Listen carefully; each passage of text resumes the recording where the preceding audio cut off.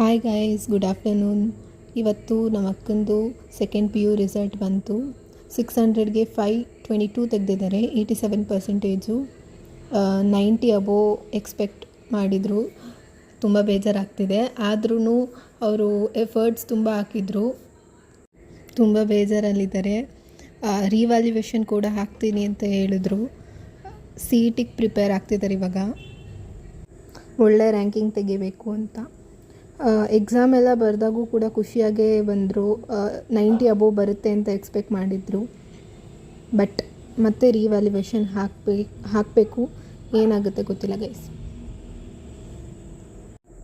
ಹಾಕಿರೋ ಎಫರ್ಟ್ಸ್ಗೆ ಪ್ರತಿಫಲ ಬಂದೇ ಬರುತ್ತೆ ಅಂತ ಹೇಳ್ತಾ CETಲಾದರೂ ಚೆನ್ನಾಗಿ ರ್ಯಾಂಕಿಂಗ್ ತೆಗಿ ಅಂತ ಹೇಳಿದ್ವಿ ಅಷ್ಟೇ. ಸೆಕೆಂಡ್ PUದೇ ತಲೆಯಲ್ಲಿ ಇಟ್ಕೊಂಡು ಬೇರೆದನ್ನ ನಾವು ನೆಗ್ಲೆಕ್ಟ್ ಮಾಡೋಕ್ಕಾಗಲ್ವಲ್ಲ. ಅಷ್ಟೇ ಗೈಸ್.